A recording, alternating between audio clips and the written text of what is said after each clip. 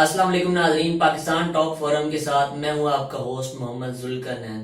ناظرین، آج ہمارے ساتھ جو مہمان شخصیت موجود ہیں، محمد علی ساجد صاحب جامعہ سرگودا کے ہیومرس ڈیبیٹر ہیں اور آل پاکستان لیول پہ بہت سارے مقابلہ جات جیت چکے ہیں، جن میں سے NFC فیصل آباد، UCL لاہور، چناب کالج جنگ اور متعدد انعامات۔ آج ہم ان کے ساتھ مذاق پر گفتگو کریں گے۔ کیسے ہیں علی صاحب؟ جی ٹھیک ٹھاک، وعلیکم السلام ذوالقرنین، آپ نے مجھے یہاں دعوت دی، میں آپ کا بہت مشکور ہوں۔ جی بہت شکریہ۔ اچھا، سب سے پہلے گفتگو کا آغاز میں آپ سے یہ پوچھنا چاہوں گا کہ بیسیکلی مزاح اور مذاق میں کیا فرق ہے؟ دیکھیے ذوالقرنین، مزاح اور مذاق میں بہت بڑا فرق ہے۔ مزاح جو ہے اس میں آپ اپنے معاشرے کی برائی کو لوگوں کو ہنسا کے بیان کرتے ہیں، وہ لوگوں پہ ڈیپینڈ کرتا ہے کہ وہ اس کے اندر چھپی گہرائی، اس بات کے اندر، اسے ایک فکرے کے اندر جو چھپی ہوئی گہرائی ہے اس کو کھوجیں اور اس کو دور کریں اپنے معاشرے میں سے۔ مذاق میں سے آپ کسی ایک پرسنالٹی کو، اس کی ذاتیات پہ اس کو تنگ کر رہے ہوتے ہیں، اس کی تذلیل کر رہے ہوتے ہیں، معاشرے میں آپ لوگوں کو دوسروں کی نظر میں اس کو گرا رہے ہوتے ہیں۔ جی بالکل ٹھیک ہے۔ اچھا، معاشرے میں جو عدم برداشت بڑھ رہا ہے، تو عدم برداشت کو کنٹرول کرنے میں مزاح کس حد تک اپنا کردار ادا کر سکتا ہے، اور کیا آج کے زمانے میں ایسے ادیب موجود ہیں جو مزاح کے ذریعے ہمارے عدم برداشت کو کنٹرول کر رہے ہیں، یا ہمارے اندر اس مزاح کی صنف کو یا اس کو وہ مطلب بہتر طور پر کر رہے ہیں، پرومولیٹ کر رہے ہیں؟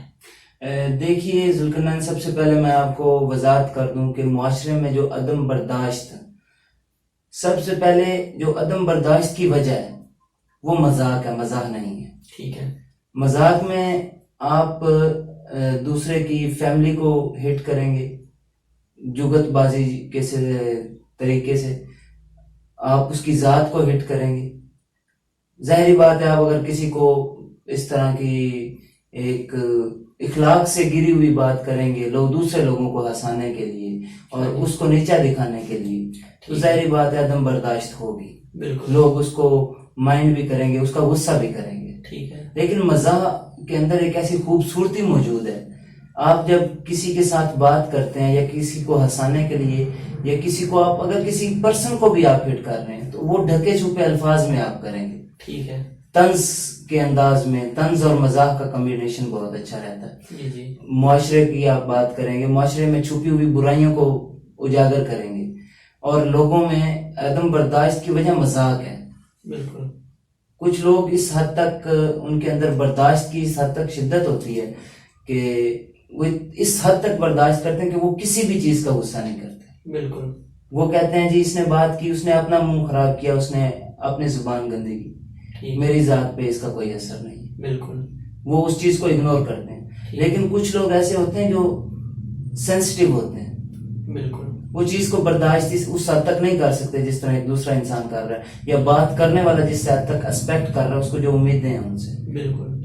حالانکہ وہی مزاح میں معاشرے کے جو علمی ہوتے ہیں، بالکل ٹھیک ہے، جو کرب ہوتا ہے اس کو بیان کیا جاتا ہے۔ جس طرح وہ انور مسعود صاحب کہتے ہیں کہ مزاح کو جب نچوڑا جاتا ہے تو اس میں سے آنسو نکلتے ہیں۔ ہاں بالکل، انور مسعود صاحب ایک مشاعرے میں ان کو سن رہا تھا تو انہوں نے یہ بات کی تھی، وہ کہتے ہیں کہ میری نظر میں کہکا وہ ہے جسے نچوڑو تو آنسو نکلے۔ کیا بات ہے، کیا بات ہے۔ اچھا، آپ ماشاءاللہ انور مسعود صاحب اور اس طرح دیگر، آپ نے یوسفی صاحب کو بھی پڑھا ہوگا، تو چند ایک جو ان کی نثر کے کچھ ہیں وہ لائنیں آپ بتا دیں۔ یوسفی صاحب تو بہت بڑے مزاح نگار ہیں، اور ہم خوش نصیب ہیں کہ ویسے یوسفی صاحب سے کسی اینکر نے اس بات پہ پوچھا تھا کہ آپ کیسا محسوس کرتے ہیں جب لوگ آپ سے پوچھتے ہیں کہ، یا آپ کے سامنے لوگ کہتے ہیں کہ ہم خوش نصیب ہیں کہ ہم عہد یوسفی میں جی رہے ہیں، تو یوسفی صاحب نے کہا تھا کہ یہ بات غلط ہے۔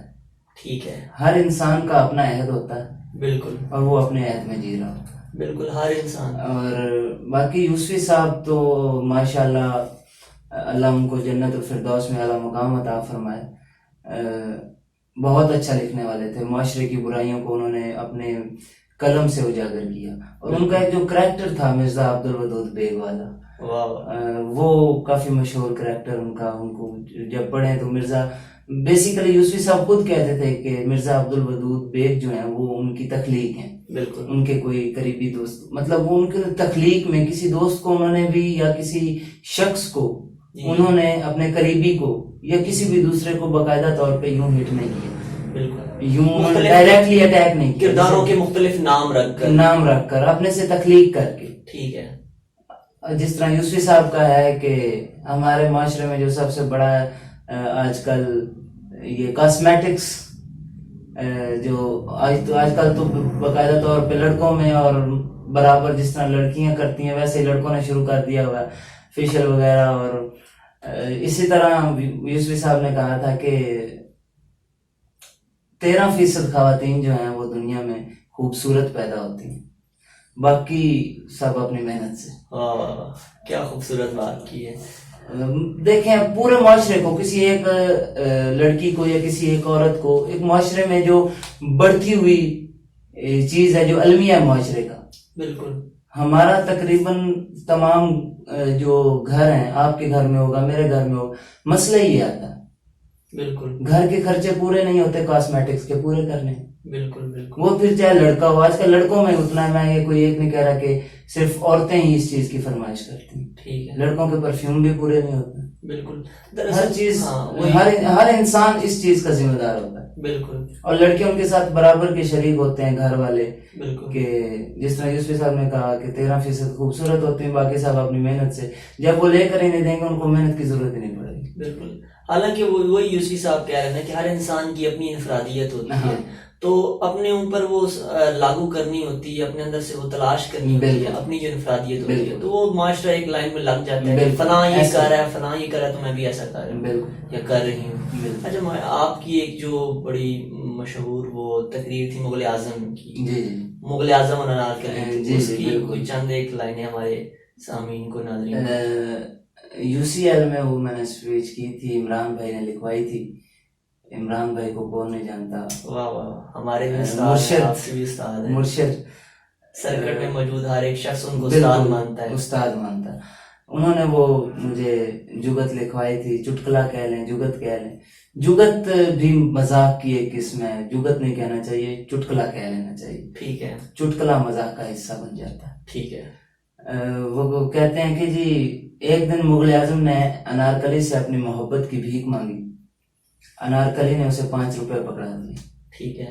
مغل اعظم یہ بھول گیا کہ وہ کون ہے. ٹھیک ہے. اس نے وہ 5 روپے جیب میں رکھے اور انارکلی سے کہا کہ مولا خوش رکھے. انارکلی چلی گئی اور یہ بات جب انہوں نے کہا کہ مولا خوش رکھے، اس وقت پاس سے مولا گزرتے ہوئے مولا جٹ صاحب نے سن لی. ٹھیک ہے. انہوں نے اپنا گنڈاسا اٹھایا اور بادشاہ کو خوش کر دیا. ٹھیک ہے. اب سامعین بھی سوچیں گے، آپ بھی سوچ رہے ہوں گے کہ بادشاہ کو خوش کیوں کیا، حالانکہ انارکلی نے دعا بھی بادشاہ نے انارکلی کو دعا دی تھی اور خوش بھی مولا جٹ صاحب نے بادشاہ کو کر دیا. ٹھیک ہے. تو یہی بات جب پوچھنے ہم مولا جٹ صاحب کے پاس گئے اور ہم نے ان سے پوچھا کہ آپ نے ایسا کیوں کیا. ٹھیک ہے. کیونکہ دعا تو بادشاہ نے انارکلی کو دی کہ خوش رہنے کی، آپ نے خوش بادشاہ کو کیا ہے. تو مولا جٹ صاحب آگے سے کہتے ہیں جی بس سیمج ایٹیٹیوڈ. واہ واہ، کیا بات ہے، کیا بات. اچھا، اپنی بھی کوئی چند ایک لائنیں جو آپ نے خود لکھی ہیں. ایک تقریر تھی میری جس میں 2 سے 3 چٹکلے جو تھے وہ میں نے لکھے تھے. باقی بھائی عباس انہوں نے باقی اسپیچ لکھی تھی. اس کا ایک مجھے یاد ہے جو میں نے خود ایڈ کیا تھا اس میں کہ عام آدمی، پڑھا لکھا آدمی اور شاعر میں فرق. ٹھیک ہے.